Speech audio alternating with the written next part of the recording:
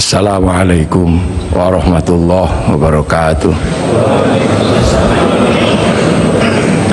Bismillahirrahmanirrahim. Bismillah, alhamdulillah, wassalatu wassalamu ala rasulillah Sayyidina Muhammad ibn Abdillah wa ala alihi wa ashabihi wa azwajihi wa dhurriyyatihi wa ahli baitihi wa man tabi'ahum bi ihsanin ila yaumil qiyamah. Bapak Presiden yang saya hormati, Bapak Wakil Presiden, jajaran Menteri Kabinet Kerja yang saya hormati, Bapak Menteri Agama, Bapak Panglima, dan seluruh jajaran pemerintah Republik Indonesia, tamu undangan, para alim, para ulama yang berbahagia. Alhamdulillah, kita ini diberi kesempatan oleh Allah untuk bersama-sama berkumpul memperingati kelahiran Nabi kita, Nabi besar Muhammad Sallallahu Alaihi Wasallam,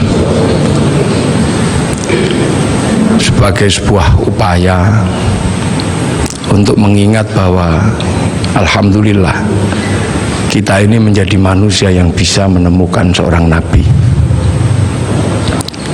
Ada Nabi yang orang-orang tidak bisa menemukannya.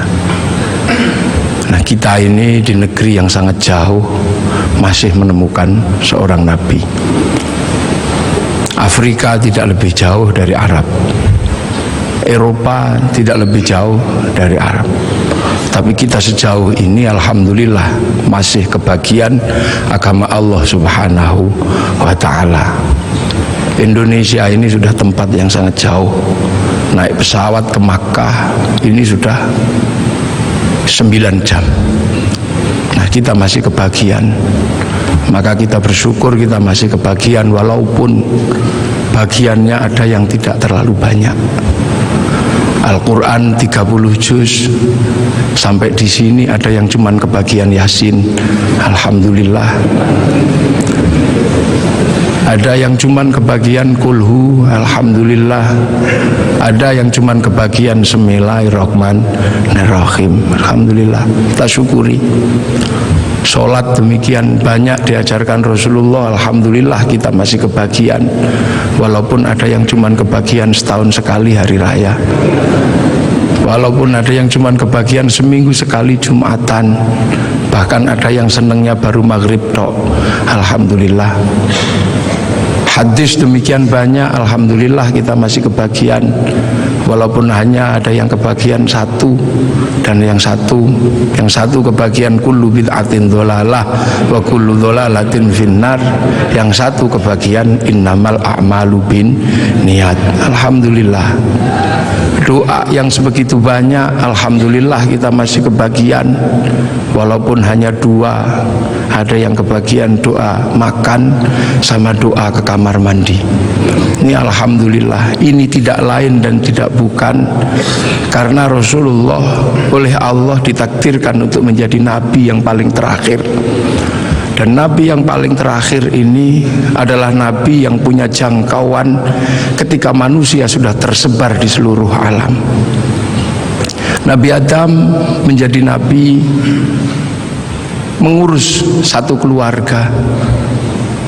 Itu saja ribetnya sudah luar biasa antara Habil sama Qabil.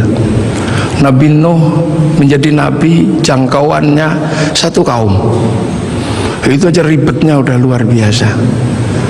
Nabi Ibrahim satu bangsa. Itu aja ribetnya sudah luar biasa. Makanya dibekali oleh Allah mukjizat-mukjizat yang luar biasa. Nabi Musa, nabi yang ngurus satu negara Mesir. Itu saja Allah membekali Nabi Musa dengan bekal-bekal yang luar biasa. Punya tangan masuk saku, keluar jadi listrik. Punya tongkat dilemparkan bisa jadi naga. Punya tongkat dipukulkan ke laut menjadi jalan tol. Makanya kalau Pak Jokowi menemukan tongkat itu, kayaknya tidak terlalu sulit untuk membangun jalan tol di Indonesia. ini. Nabi-nabi Allah diutus, ada Nabi Daud diutus mengurusi satu negara, tapi punya kemampuan yang luar biasa. Tangan masuk tanah, keluar menjadi logam, bisa dijadikan pedang, bisa juga dijadikan baju. Nabi Sulaiman jangkauannya satu negara, kelebihannya luar biasa. Nabi Sulaiman mampu membangun sebuah kota besar menggunakan tenaga jin, bisa berbicara dengan semut, bisa berbicara dengan burung, bahkan angin pun bisa diajak berbicara. Nabi Isa alaihissalam jangkauannya satu negara, satu bangsa sekitar Romawi, akan tetapi kemampuannya luar biasa. Manusia yang buta dipegang matanya bisa melek kembali, orang mati bahkan bisa dibangunkan. Wih, itu bangun. Nah, Nabi Muhammad adalah Nabi akhir zaman yang jangkauannya bukan lagi jangkauan jangkauan negara, bukan lagi jangkauan satu bangsa, tapi Nabi Muhammad punya jangkauan menjadi nabi untuk menjadi rahmatan lil alamin. Ini perbedaan nabi-nabi dengan Nabi Muhammad. Nabi Muhammad menjadi nabi ketika manusia sudah menjadi bangsa-bangsa, menjadi suku-suku, dan itu harus dijangkau semuanya. Makanya dari situlah Nabi Muhammad dilahirkan di kota Makkah. Kenapa tidak lahir di Bogor? Kenapa juga tidak lahir di Cina, tapi lahir di Makkah? Karena Makkah adalah guidance, Makkah adalah awal di mana manusia mengenal Allah Subhanahu wa Ta'ala. Karena di Makkah ada monumen paling tua di muka bumi yang Allah sebut sebagai inna awwala baiti wudi'a lin-nasi lalladzi bi Bakkah mubarakah wa hudal lil alamin. Di situ dibangun bangunan tua, bangunan tertua. Bahkan ada yang mengkaji itu sesungguhnya adalah petilasan pertama ketika Nabi Adam turun ke muka bumi, memberikan tanda di situ agar manusia punya guidance kalau harus kembali kepada Allah. Dan di Makkah pula terjadinya pertukaran antara laki-laki dan perempuan dalam wilayah yang paling tersembunyi antara Nabi Adam dan Siti Hawa.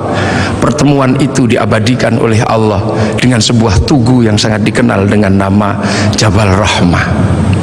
Dan dari situ kemudian manusia menjadi beranak pinak, manusia menjadi bangsa, menjadi suku yang tetap di Arab. Kita bisa lihat dengan wajah yang tetap cantik dan tetap ganteng.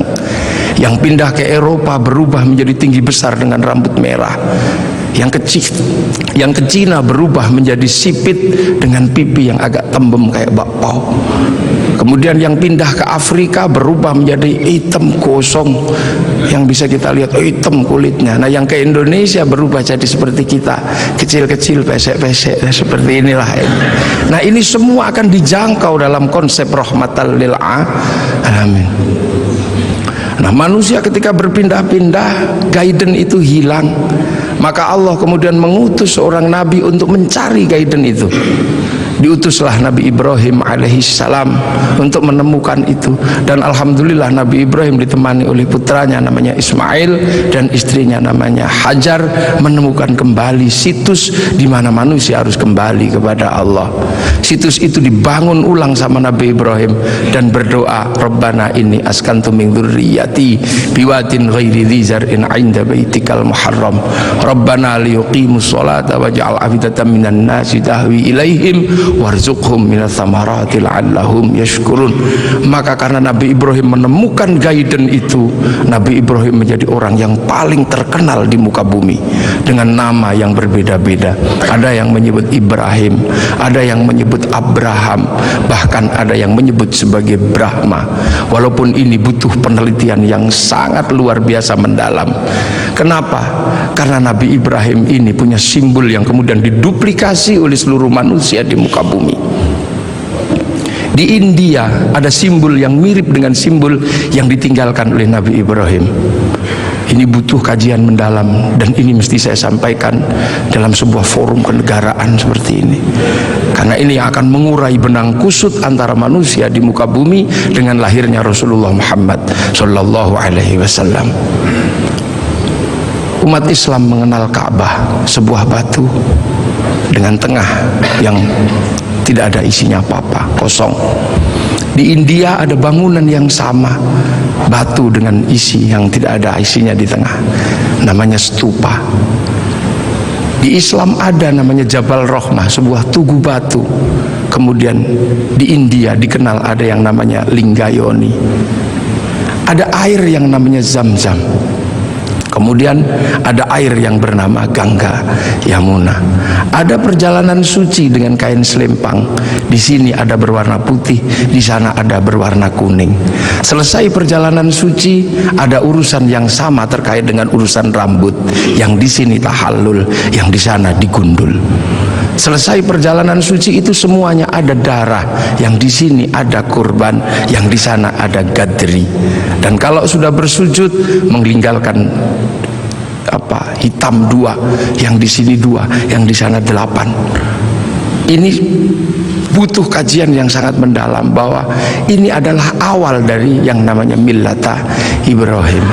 Kemudian guidance itu bergeser karena Nabi Ibrahim meninggal, diteruskan oleh 2 putranya, yang satu bernama Ismail, yang satu bernama Ishak. Dan guidance itu berubah ketika Ishak punya anak yang namanya Yakub atau Israel, yang punya anak 12 yang kemudian dikenal dengan nama Bani Israel. Guidance ini bergeser, akan tetapi kemudian Allah menunjukkan kembali, ini harus dikembalikan kepada guidance awal, kepada jalur awal. Maka kemudian dilahirkanlah Rasulullah di kota Makkah. Makkah adalah kunci di mana harus dikembalikan kembali manusia kepada Allah. Itulah kenapa kemudian Rasulullah lahir di kota Makkah.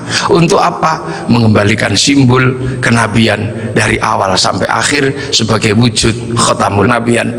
Maka kemudian diangkatlah Rasulullah ke langit, dan Rasulullah ditunjukkan di mana jejak para pendahulunya. Maka kemudian ketika ketemu Nabi Ibrahim, Rasulullah bertanya, kalau orang Jawa bilangnya mbah gitu, Pak Presiden ya, kayak atau gitu, aku ini sebagai Nabi terakhir, tapi umat-umat Nabi yang sebelum aku bertanya, apa hakmu ketika kau mengatakan penerus Nabi Ibrahim? Kamu tahu di mana peletakan Nabi Ibrahim waktu membangun kembali Ka'bah? Ya udah, kamu jawab di situ. Kamu tandai nanti kalau kamu turun, kamu tandai itulah tempatku, namanya Jabal Rahmah. Nah, kalau pertanyaannya tentang Mbah Mail, kakek Ismail di sebelah mana? Kakekmu Ismail di sebelah situ, kamu kasih tanda. Itulah yang disebut Khidir Ismail. Lah kalau nenekku Hajar di sebelah mana? Nenekmu Hajar cari airnya di sebelah situ. Itu yang satu namanya Sofa, yang satu Marwah.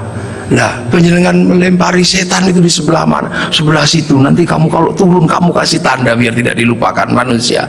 Itu itu Jamarat Ula, yang itu Wusta, dan yang itu Aqobah.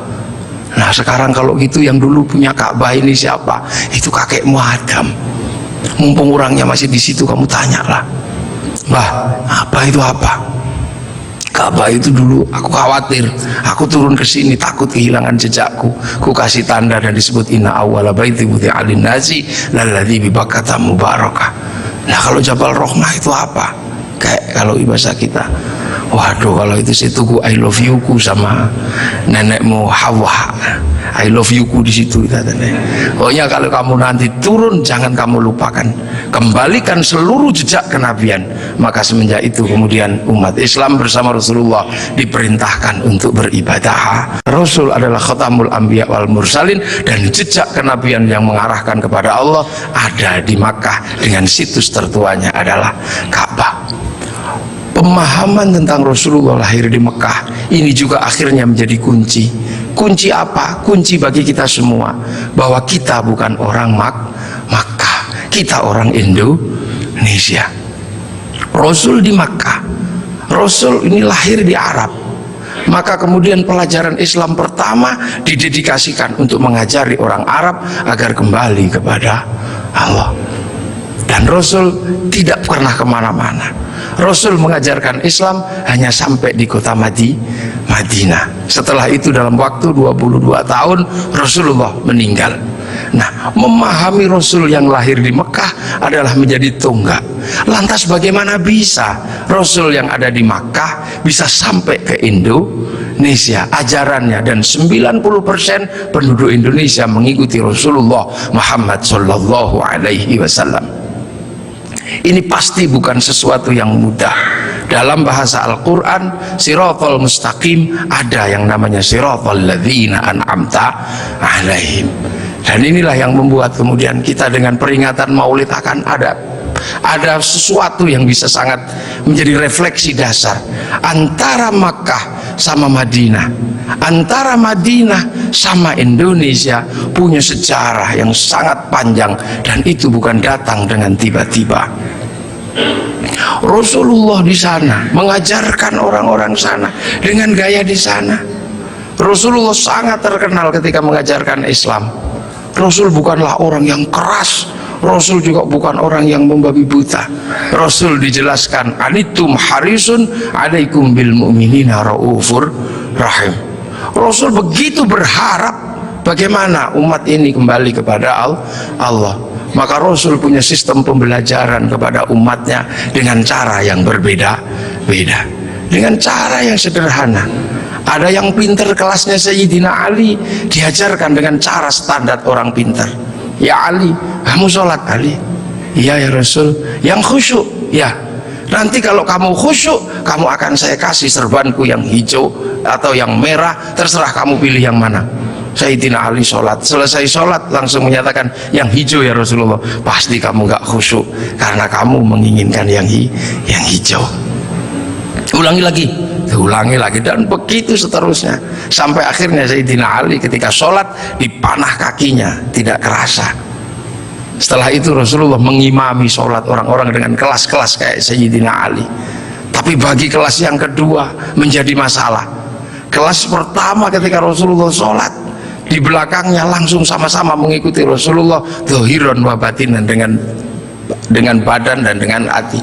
Tapi yang belakang bermasalah karena mereka punya kebiasaan ratusan tahun bahkan ribuan tahun menyembah berhala.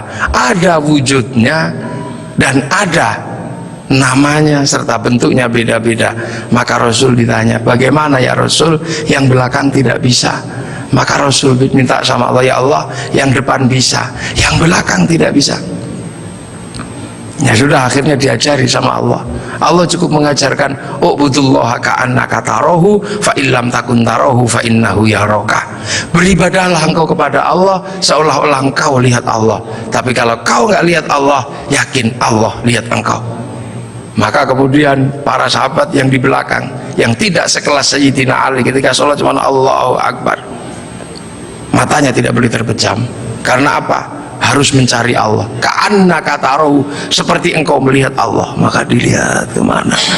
Akhirnya tidak terlalu susah yang di belakang. Tapi ketika engkau lihat kemanapun Allah kamu gak lihat, kamu cukup yakin bahwa kamu sedang dilihat oleh Allah. Maka sholat menjadi mudah bagi orang yang tidak sekelas Sayyidina Ali. Sholat boleh melihat apa saja, bahkan boleh mendengarkan suara bakso, bahkan boleh melihat sarung yang bolong. Tapi tidak boleh, karena harus ingat bahwa sedang dilihat Allah, maka tidak boleh pesen bakso rong mangkok, itu tidak boleh, 2 mangkok tidak boleh. Nah akhirnya yang depan yang pinter bisa sholat, yang belakang bisa sholat. Bahkan ketika Rasulullah menghadapi para sahabat yang berbeda, Rasulullah lagi ngajar ngaji, tiba-tiba dari belakang ada yang teriak, mat. Ini sesuatu yang tidak lazim waktu itu. Karena apa? Semua dilarang menyebut Rasulullah dengan sebutan mat atau Muhammad. La taj'alu du'a ar-rasuli bainakum ka du'a'i ba'dikum ba'dha. Akan tetapi ada sahabat mat. Sahabat Umar sudah marah. Ini orang dari mana? Gak punya sopan santun sama sekali. Rasulullah cuma udah paling dia dari kampung. Suruh masuk. Akhirnya begitu suruh masuk ke dalam masjid, bukannya apa-apa, bilang mat apa? aku pengen kencing. Ya sudah, kencinglah. Disuruh cari toilet, ternyata nggak cari toilet, malah kencing di dalam masjid.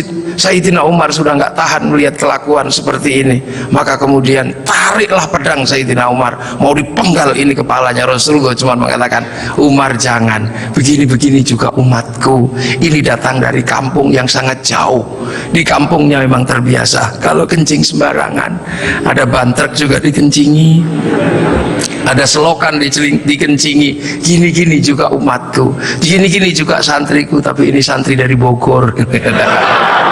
Ibaratnya gitu. Dan itu akhirnya diabadikan oleh Allah. Wajah amin aqsal Madinah, datang seorang dari pelosok. Kalau Allah sudah menggunakan bahasa aqsa, itu artinya adalah jauh, yang sangat jauh. Kalau dalam bahasanya Bapak Presiden namanya Jabal Kat, tidak tahu entah di mana. Kalau jauh gitu aja bait. Rasulullah yang diopeni macem-macem. Ada yang senangannya tidur di masjid, tapi ibadahnya bolong-bolong. Kalau Rasulullah datang, dia langsung bangun pertama kali, salaman, cup, tidur lagi. Ini ada di zaman Rasulullah. Kemudian setelah Rasulullah selesai sholat, Rasulullah digandoli, Pak Presiden, digandoli gini. Kemudian bertanya, ya Rasul, apa? Kapan kiamat itu? Kamu tuh jangan tanya kiamat, kayak kiamat itu pakai ibadah, pakai bekal. Kamu tak lihat cuma tidur tok, suluman salaman, bekalmu apa? Bekalku bukan itu ya Rasul. Kenapa? Cinta sama engkau ya Rasul. Cinta tok, nggak jalan? Enggak ya Rasul. Cinta kan tidak harus memiliki ya Rasul. Akhirnya sudah, kalau kau cinta aku. Rasul pergi. Ketika Rasul pergi, digandoli lagi, ya Rasul, ada apa lagi? Aku sudah jujur sama engkau ya Rasul, ada apa? Aku kan cinta sama engkau cinta sama aku ya Rasul. Ya iya, wong kamu cinta sama aku ya cinta sama engkau. Nah kalau gitu ceritanya, Rasul kan kalau cinta sama aku ini yang penting. Orang cinta kan nggak mungkin tega meninggalkan kekasihnya di neraka. Makanya Rasul pasti nggak tega besok kalau cinta sama aku meninggalkan aku di neraka. Iya, nanti kamu tak ajak ke surga. Man ahabbani kana ma'i fil jannah. Asbabul wurudnya hadis itu adalah itu. Kemudian saking senengnya dia lari, yes gitu, lari. Begitu dia lari, Sayyidina Abu Bakar datang tergopoh-gopoh. Ya Rasul, bener nggak yang tadi itu cinta tok masuk surga? Iya ya Abu Bakar, cinta tok ya Rasul. Iya. Maka Sayyidina Abu Bakar, dia cinta tok akan dibawa Rasul ke surga. Kayaknya aku lebih mungkin ini, anak tak kasihkan, unta tak kasihkan, kayaknya aku ini lebih mungkin. Sayyidina Abu Bakar langsung joget ini, iya, mau muter sampai jubahnya terangkat. Inilah yang akhirnya jadi manhaj torekohnya Sayyid Jalaluddin Rumi, yang dikenal dengan torekoh Maulawiyah, yang sekarang dikenal dengan nama Tahri Sufi. Bahkan Rasulullah pernah satu ketika Makkah geger gara-gara ada apa? Ada orang tawaf dari kampung, saking bodohnya dia tawaf cuma dengan satu kalimat, ya Karim, ya Karim, ya Karim, ya Karim, ya Karim, ya Karim. Sahabat bingung, ya Rasul, kayaknya ada aliran sesat ya Rasul. Sesat bagaimana? Ini ada orang dari pagi tawaf cuman ya Karim, ya Karim. Maka Rasulullah mengikuti, ini bener gak? Ada beneran, diikuti Rasulullah dari belakang, ada ya Karim, ya Karim. Lama-lama Rasul mengikuti orang ini, ya Karim, ya Karim, ya Karim. Kenapa? Rasul gak tahan, ngikuti juga, ya Karim, ya Karim. Orang ini marah, dan siapa di belakangku yang berani menirukan aku? Awas tak banting orang ini nanti, aku pukul. Ternyata apa, orang ini gak tahan, akhirnya balik ke belakang. Rasul dipegang, dipiting begini, kamu ya yang menirukan aku, ya Karim, ya Karim ya. Awas kamu, tak adukan sama nabiku, tak adukan sama kekasihku kamu. Rasul merasa Nabi bertanya, Mas atau Bang, terus nabimu siapa? Nabiku Muhammad. Muhammad siapa? Muhammad ibni Abdillah. Kamu pernah ketemu? Belum. Nanti kamu tak banting di sana. Begitu dia bilang, dia menyatakan bahwa dia adalah apa? umat Rasulullah. Rasulullah semadak, ya Allah, tak kira umat siapa, ternyata ini umatku juga. Rasul sedih dan terharu, Rasul menangis, sedih Rasul, ya Allah, ada umat yang begitu cinta tapi nggak pernah ketemu sama aku. Maka begitu lihat Rasul menangis, orang ini semakin bersemangat. Nah, gitu aja nangis. Tadi nirukan ya Karim, ya Karim. Akhirnya apa, ya Allah, Rasul menangis, aras berguncang. Kemudian malaikat Jibril turun, ya Muhammad, kenapa engkau menang? Dibanting orang ini kamu. Enggak ya Jibril, jangan salah paham. Orang ini tadi tawaf ya Karim, ya Karim, menggemparkan masyarakatku. Aku ikuti, ternyata benar ada, dan aku nggak kuat, aku tirukan. Dia marah, dan inilah kejadiannya. Aku dibanting sama dia, dan aku mau dibilang sama nabinya, sama kekasihnya. Lah aku tanya, nabimu siapa? Muhammad. Muhammad kan aku sendiri, Bril. Berarti ini umatku. Aku terharu, sakit, Bril. Sakitnya tuh di sini. Ibaratnya orang ini. Ya sudah, kamu ngaku saja kalau engkau Rasul Muhammad. Akhirnya, Mas, udah pernah ketemu Rasul? Belum. Nanti kamu tak banting di sana. Mas, Muhammad itu aku, Rasul itu aku. Hah? Engkau Muhammad Rasul? Nangis orang ini. Nabi dipeluk-peluk sambil menangis. Ya Rasul, aku belum pernah ketemu sama engkau ya Rasul, tapi aku iman sama engkau, dan di kampungku yang paling pintar cuman aku ya Rasul. Kita makan doanya ya Karim, kita apa doanya ya Karim ya Rasul.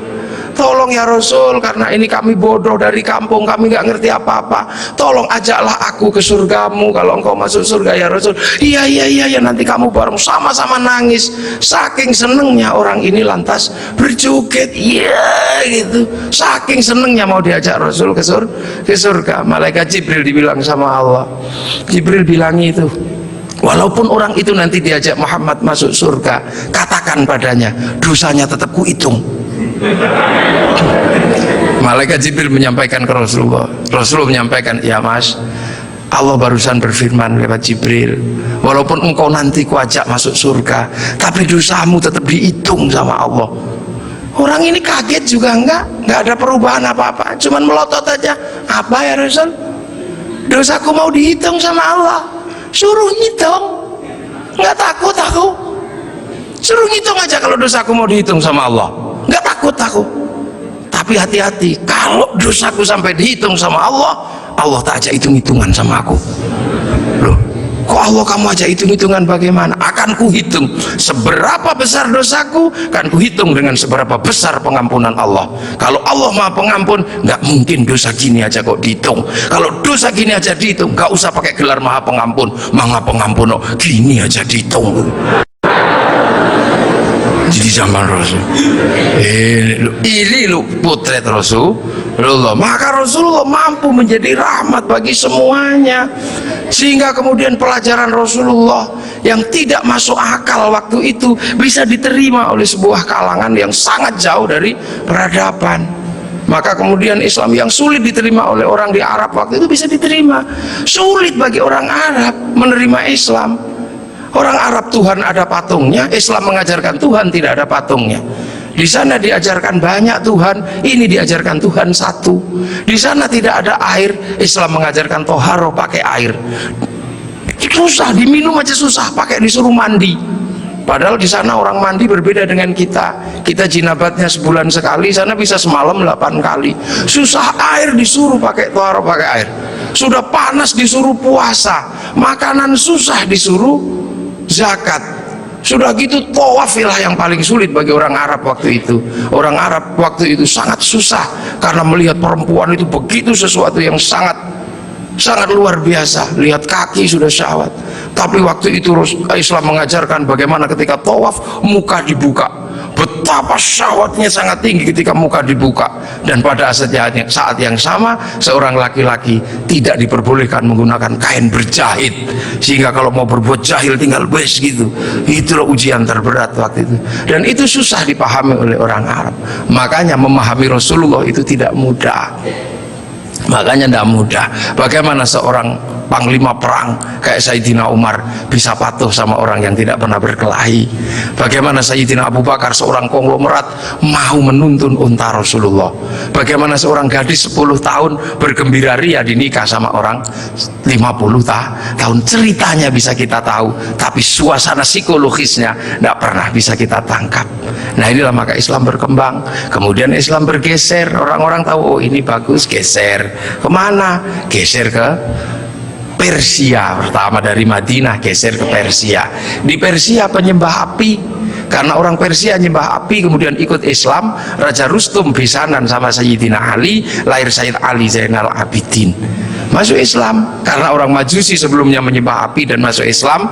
Nah orang Yahudi, orang Majusi kalau nyembah api ditaruh di bangunan tinggi namanya Manaro, apinya ditaruh di atas Manaro. Maka begitu orang Persia masuk Islam, apinya dihilangkan, Manaronya ditaruh di depan masjid. Seluruh dunia Islam melihat Manaro kok bagus di depan masjid, maka kemudian semua berlomba-lomba bikin Manaro. Sampai Jakarta bernama Menara, tiangnya adalah tinggalan orang Majusi. Lah kemudian di situ terjadi peristiwa yang luar biasa. Setelah itu, sebelum sampai ke sini, terjadi peristiwa luar biasa. Pada tanggal 10 Asyura, seluruh cucu-cucu Rasulullah terbunuh oleh Yazid bin Muawiyah. Maka bulan Asyura adalah bulan duka kaum muslimin dunia. Makanya orang Indonesia, terutama di kampungnya Bapak Presiden, menyebut bulan Asyura dengan sebutan bulan Suro. Ekornya saja yang diambil, karena orang Jawa itu sukanya ngambil ekornya aja. Muhammad diambil mat, Asyura diambil suro. Makanya di bulan Asyura orang berduka karena terbunuhnya cucu Rasulullah. Maka di Jawa ada tradisi tidak mantu, tidak nikahkan anak, itu karena bulan duka. Di Jogja ada yang namanya keliling beteng, maksudnya di bulan Suro jangan terlalu banyak mulut, jaga mulut. Nah di Solo mengikuti kebo Kiai Slamet, kalau kebunnya keluar tainya diusapkan ke seluruh tubuh. Ini bulan duka, jangan bersolek. Dan biasanya bulan Asyura di Indonesia diikuti dengan santunan anak yatim. Nah inilah, dan dari situ terus Islam bergerak. Makanya monumen-monumen itu lahir Sayyid Ali Zainal Abidin. Nah Sayyid Ali Zainal Abidin kemudian bergeser, punya anak Sayyid Muhammad Baqir, menjauh punya anak Sayyid Ja'far Shadiq, menjauh diteruskan sama Sayyid Ali Uraidi, menjauh diteruskan sama namanya Sayyid Muhammad, diteruskan Sayyid Ubaidillah, teruskan Sayyid Isa Naqib, diteruskan sama Sayyid Ahmad Al-Muhajir, teruskan Sayyid Alwi, teruskan Sayyid Muhammad, teruskan Sayyid Alwi, diteruskan namanya Sayyid Ali Khalid Qasam, teruskan putranya namanya Sayyid Ahmad Sohib Mirbat, teruskan namanya Sayyid Alawi Amil Faqih, punya anak Sayyid Abdul Malik sampai Mongolia, punya anak Sayyid Ahmad Jalaluddin sampai Campa, punya anak Sayyid Muhammad sampai Pase, dan punya anak Sayyid Jamaluddin Al-Husaini Al-Kabir sampai tanah Nusantara di pedalaman. Yang kemudian karena turunnya di Jawa, Sayyid Jamaluddin Al-Husaini Al-Kabir, orang Jawa punya Hono Coroko, maka kemudian di Jawa dikenal dengan nama Syekh Jumadil Kubro. Dan disitulah kemudian Islam ketemu dengan kebudayaan peradaban Nusantara. Nah inilah tonggak Makkah ini yang akhirnya menjadi penjelasan, oh ternyata Makkah sini geser di sini. Dan kemudian kita diingatkan bahwa Syekh Jumadil Kubro punya anak namanya Said Ibrahim, pindah Palang Tuban sana, punya anak namanya Raden Rohmat Sunan Ampel. Nah ini yang kemudian bangun peradaban baru di Nusantara. Syekh Jumadil Kubro punya murid namanya Samsuddin, pindah Jawa Barat, dikenal dengan nama Syekh Kuro, punya murid namanya Datuk Kahfi, pindah Cirebon, punya murid namanya Syarif Hidayatullah Sunan Gunung Jati. Nah inilah baru kita kemudian menemukan titik sini. Nah pertanyaan-pertanyaan besarnya inilah yang akhirnya kemudian menjadi penjelasan. Lantas bagaimana kita mengikuti Rasulullah di tempat yang jauh ini? Rasulullah memberikan garis namanya ahli sunnah wal jamaah, bahwa Rasulullah yang diajar pertama wal jamaahnya bernama sahabat, wal jamaahnya sahabat, generasi kedua namanya tabi'in, tabi'in punya generasi berikutnya namanya tabi'ut tabi'in, dan kita ini adalah generasinya para ulama yang cara pembelajarannya sangat berbeda.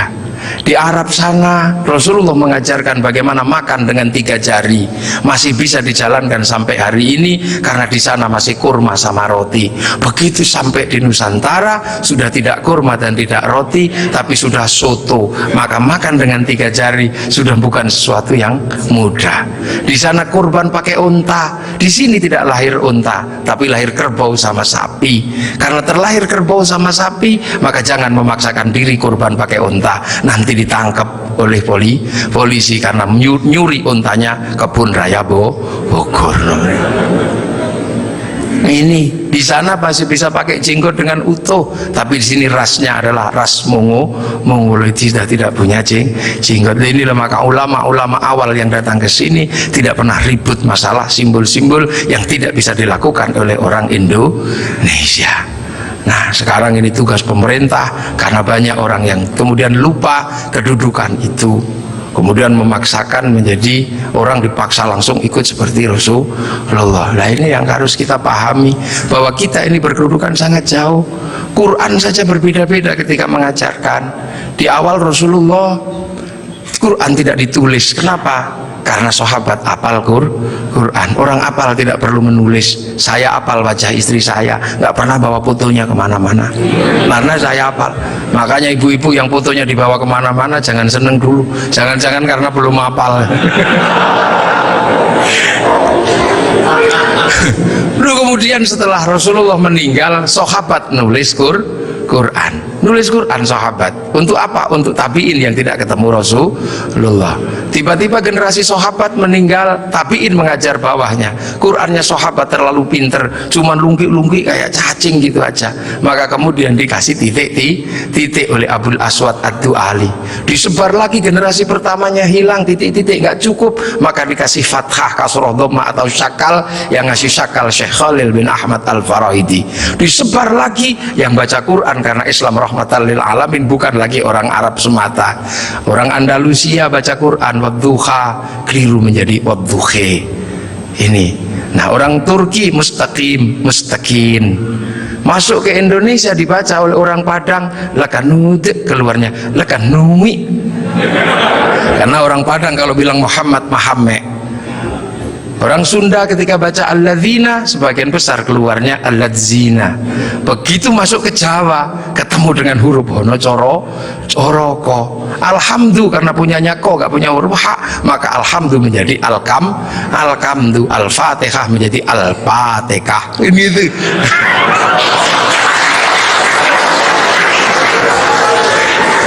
Nah, ini orang kalau ngerti proses kodifikasi Quran pasti tahu, ketika masuk ke semua negara pasti berbeda. Al-Fatihah menjadi Al-Fatihah, dan ini yang dialami oleh Bapak Presiden Republik Indonesia.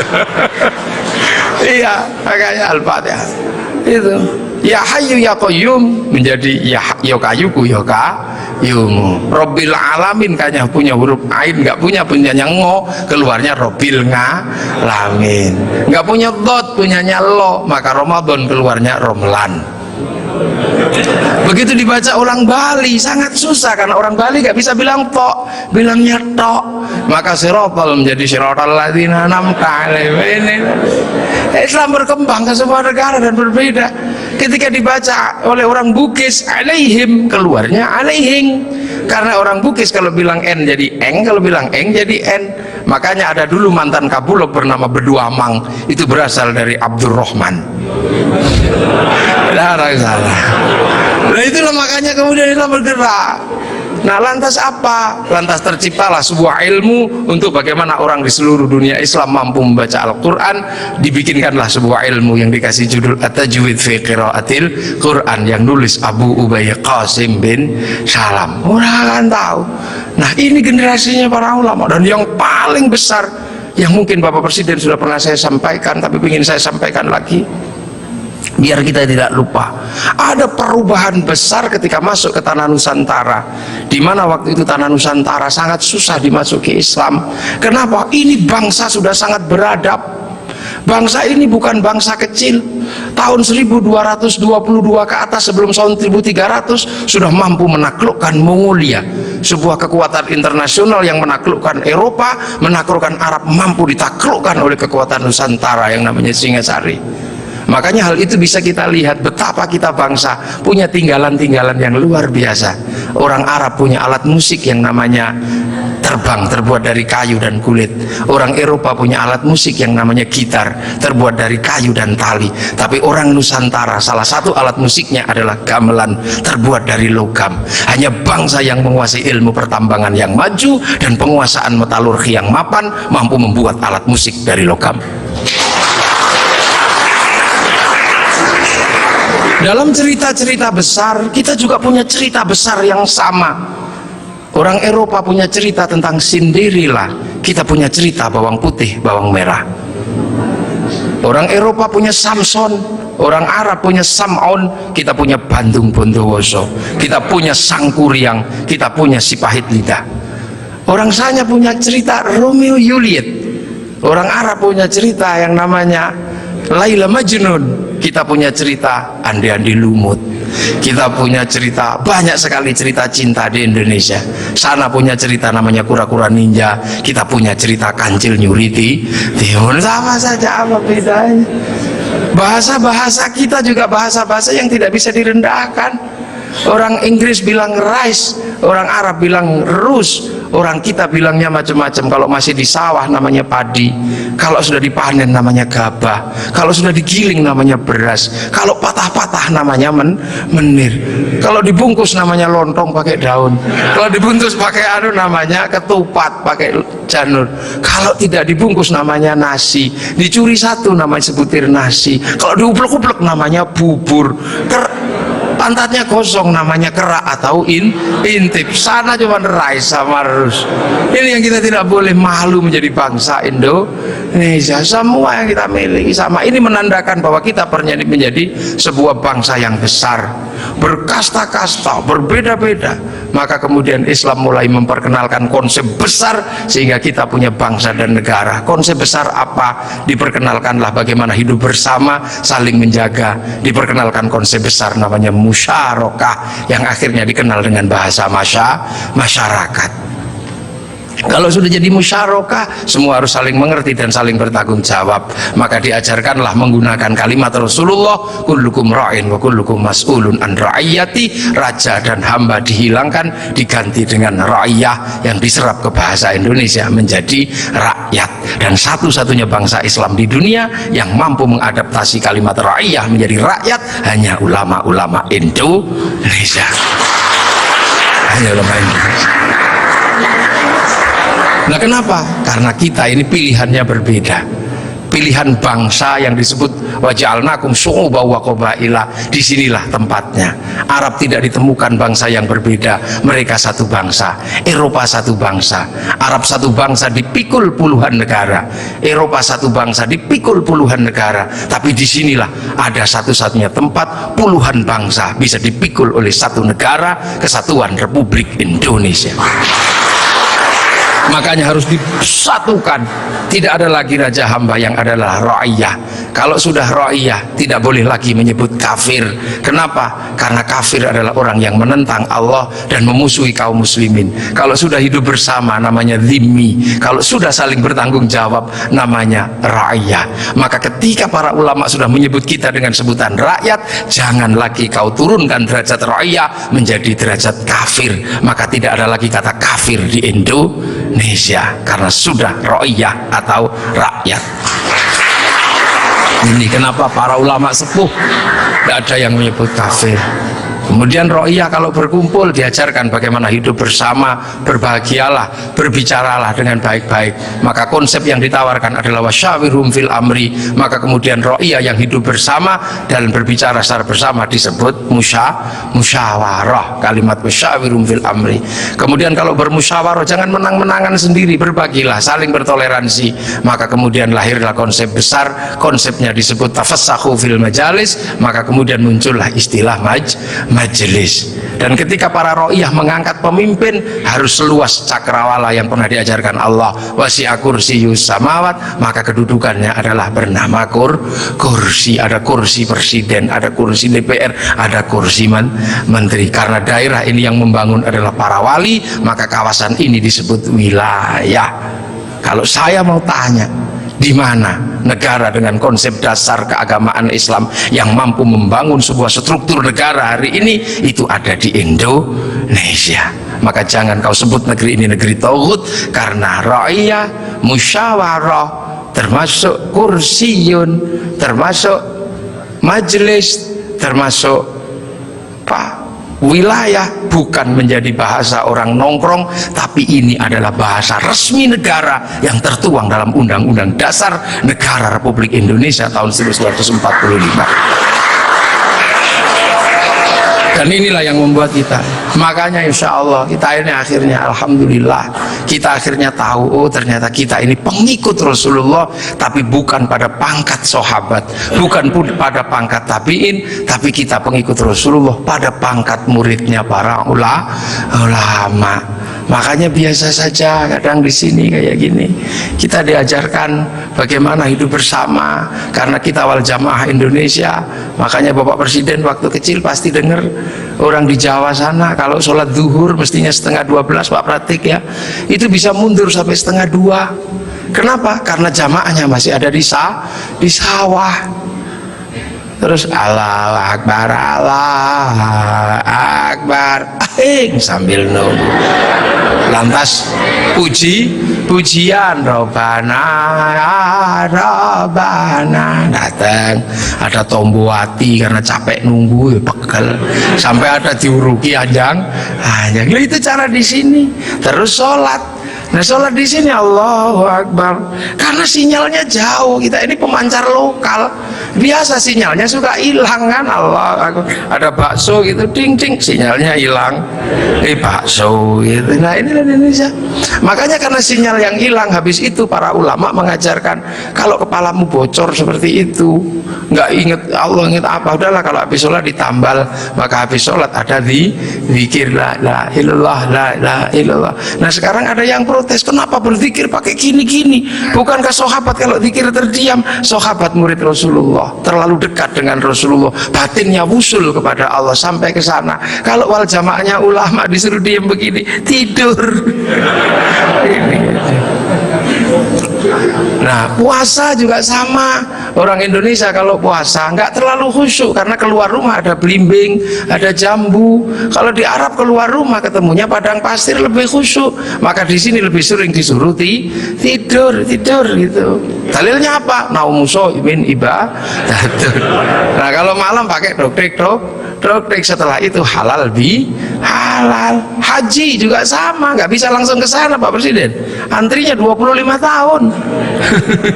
Makanya orang sini capek nunggu, daripada capek nempelkan gambar Masjidil Haram. Ini Pak Menteri Agama, biar tidak terlalu capek, biar agak seneng dikit, latihan dulu di alun-alun Bogor. Labbaik Allahumma hajjan, ihramnya beneran, niatnya beneran, tapi Ka'bahnya triplek. Lah ini namanya mana sih haji? Lah ini wal jamaahnya baru ini, dan ini ada di Indonesia. Itu akhirnya orang tahu pangkatnya dengan Maulid. Oh Rasul Mekah, kita Indonesia. Ada jarak yang sangat panjang, ada jarak waktu, ada jarak ruang. Nah ini kalau kita pahami dengan bahasa yang sederhana, fa insyaallah Islam di Indonesia akan tetap menjadi Islam yang ramah, Islam yang tidak kasar, Islam yang tidak gerasah gerusu, mampu ngayomi seluruh manusia yang berbeda-beda, seperti Rasulullah yang anittum harisun alaikum bil mu'minina raufur rahim ihdinas siratal mustaqim. Assalamualaikum warahmatullahi wabarakatuh.